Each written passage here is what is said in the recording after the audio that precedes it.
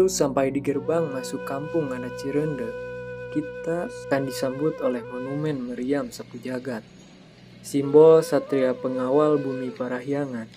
Ini juga dilengkapi tugu mungil bertuliskan Wangsit Siliwangi, yaitu jujur, kesatria, membela rakyat kecil, sayang pada sesama, dan menjadi wibawa.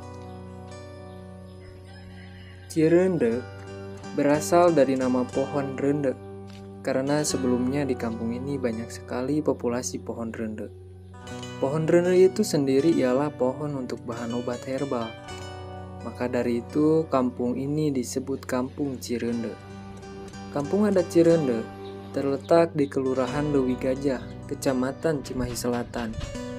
Terdiri dari 50 kepala keluarga atau 800 jiwa yang sebagai besar bermata pencaharian bertani ketela.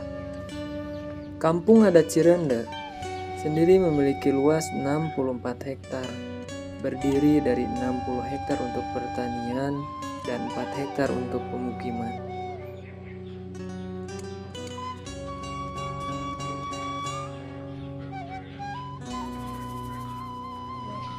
Assalamualaikum warahmatullahi wabarakatuh. Sampurasun dari Pasuruan. Nah, sekarang saya sudah berada tepatnya di Kampung Cirende. Jika ingin melihat lebih jauh, ikuti terus di Buana Saudara. Sebagian besar penduduknya memeluk dan memegang teguh kepercayaan Sunda wiwitan hingga saat ini. Selalu konsisten dalam menjalankan ajaran kepercayaan, serta terus melestarikan budaya dan adat istiadat yang telah turun-temurun dari nenek moyang mereka.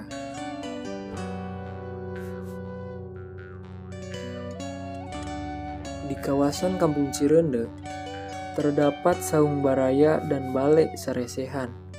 Balai-balai ini biasanya digunakan warga sekitar sebagai tempat pertemuan dan pergelaran seni. Bangunan dengan material bambu dan kayu ini memiliki luas sekitar 200 meter persegi. Setiap bulan Suro, balai-balai ini bakal digunakan untuk menggelar pertunjukan wayang golek.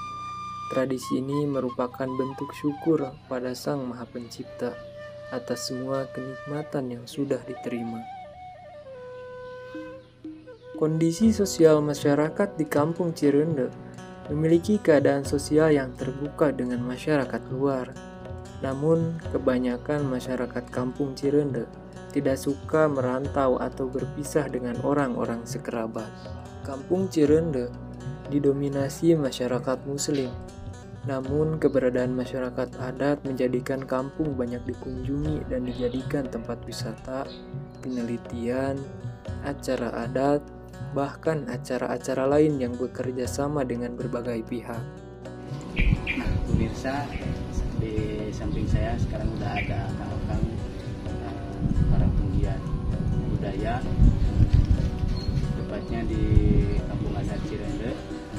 Perkenalkan Kang, nama saya Sobar dari Buana Saudara Kidul TV. Dan perkenalkan nama Kang siapa? Randy. Akang asli di daerah ini, asli darah Cirende.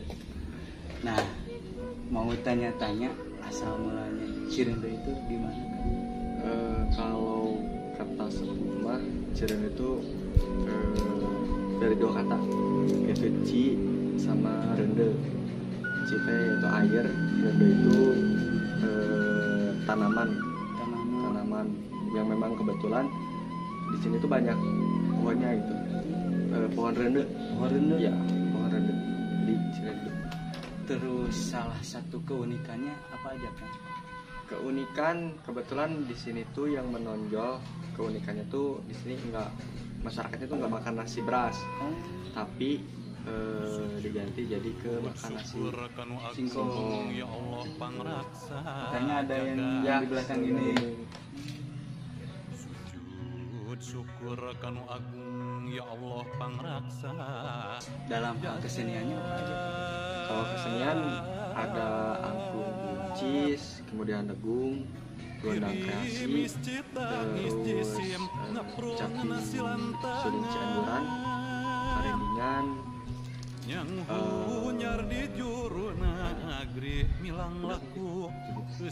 Dalam segi kegiatan adatnya apa aja?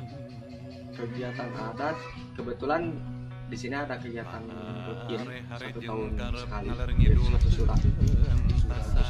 Kalau Jawa mungkin suro ya. Terus di lingkup Cirende itu ada terbagi-bagi nggak? Misalkan Cirende luar atau Cirende dalam? Kalau di sini ada kebetulan ada wilayah adat sama yang wilayah non adat. Maksudnya itu jadi masyarakat yang adat itu masih memegang kebiasaan yang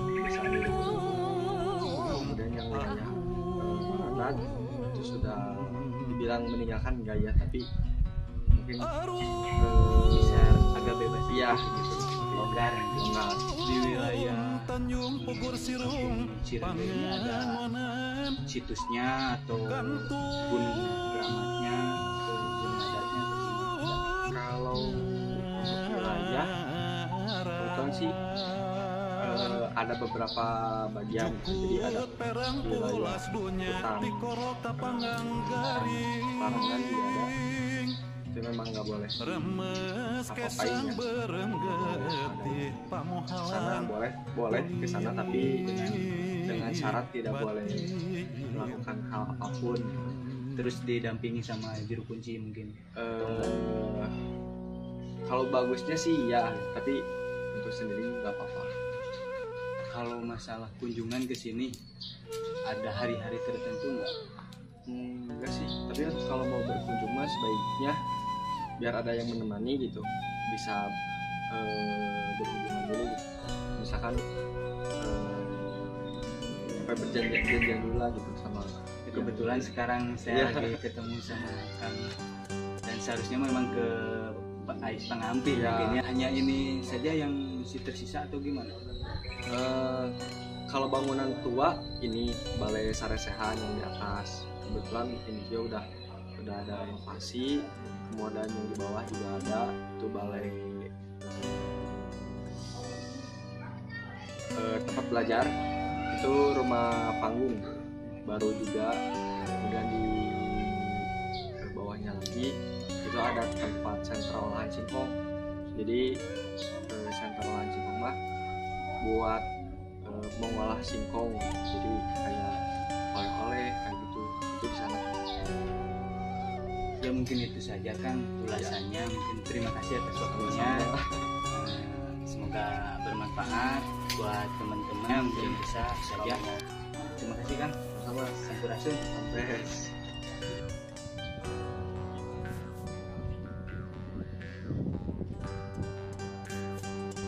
Masyarakat adat Cirende sangat memegang teguh kepercayaannya, kebudayaan, serta adat istiadat mereka.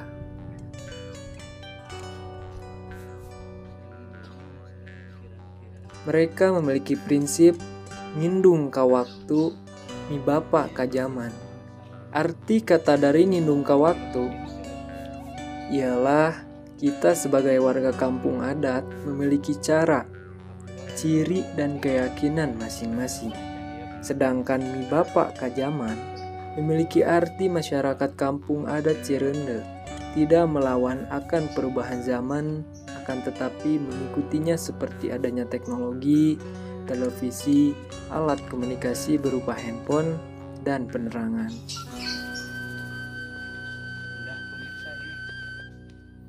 Pola pemukiman di kampung Cirende memiliki pintu samping yang harus menghadap ke arah timur, bertujuan agar masuknya cahaya matahari ke bumi. Masyarakat ini punya konsep kampung adat yang selalu diingat sejak zaman dulu, yaitu suatu daerah itu terbagi menjadi 3 bagian, yaitu 1.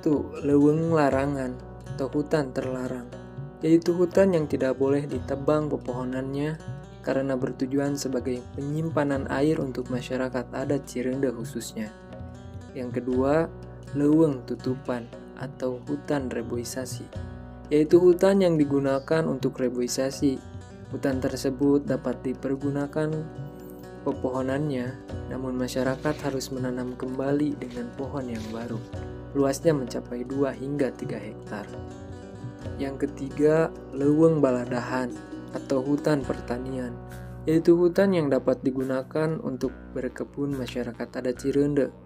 Biasanya ditanami oleh jagung, kacang tanah, singkong atau ketela, dan umbi-umbian. Pengolahan singkong menjadi rasi telah dilakukan masyarakat kampung adat Cireunde selama kurang lebih 85 tahun. Hal tersebut membuat mereka mandiri soal pangan. Kehidupan di sini bisa dibilang tak terpengaruh gejolak ekonomi sosial, terutama soal fluktuasi harga beras. Teboga sawah asal boga pare, teboga pare asal boga beas, teboga beas asal bisa nyangu, teu nyangu asal dahar, teu dahar asal kuat. Atau dalam bahasa Indonesia artinya, tidak punya sawah asal punya beras, tidak punya beras asal dapat menanak nasi, tidak punya nasi asal makan, tidak makan asal kuat. 4 kalimat tersebut seolah merangkum sejarah konsumsi rasi alias beras singkong di desa Cireunde. Hal tersebut berkaitan pula dengan tradisi nenek moyang mereka yang kerap berpuasa mengonsumsi beras selama waktu tertentu.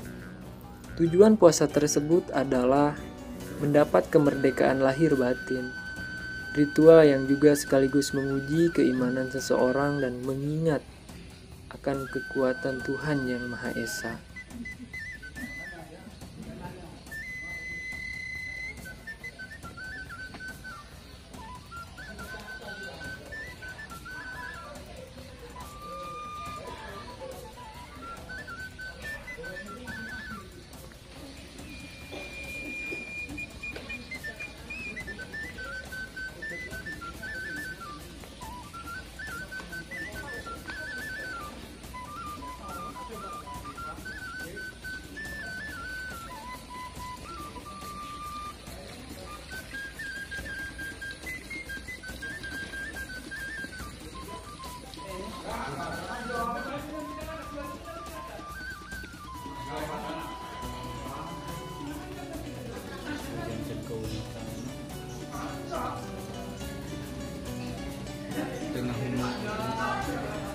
Ayo upami kampung kurma, tapi kalau misalnya sebutnya ada misalnya ini secara spiritual sifatnya lah yang dibebaskan sampai makanya sebenarnya jadi yang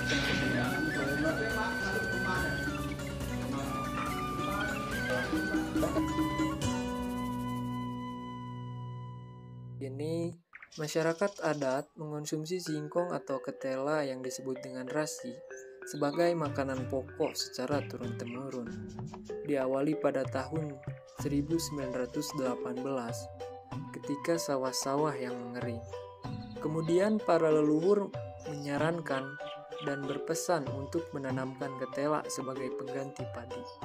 Karena tanaman ketela dapat ditanam pada musim kering maupun musim hujan, dan melihat ketersediaan lahan untuk menanam padi semakin sempit dan kecil, banyak sawah-sawah yang telah berganti menjadi gedung. Sejak 1924, masyarakat adat Cireunde mulai mengonsumsi ketela hingga saat ini. Masyarakat adat mengolah singkong dengan cara digiling, diendapkan, dan disaring menjadi aci atau sagu.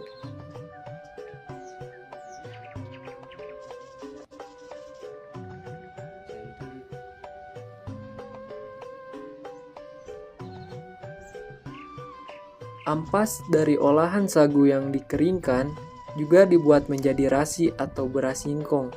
Tidak hanya itu, singkong pun diolah menjadi berbagai cemilan seperti opak, egrol, cireng, simping, bolu, bahkan dendeng kulit singkong yang dikemas dan dijual sebagai oleh-oleh.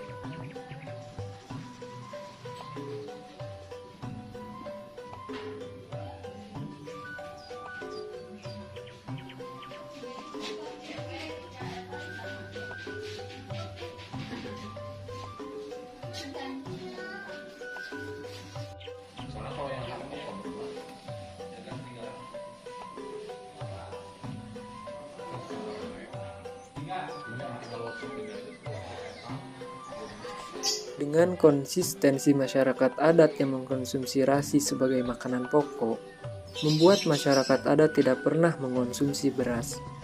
Hal ini bukan berarti masyarakat adat mengharamkan beras dari padi, namun melestarikan dan mengikuti pesan sesepuh. Rasa kenyang dari konsumsi ketela lebih lama dibandingkan dengan padi, sehingga masyarakat adat cukup makan 2 kali sehari.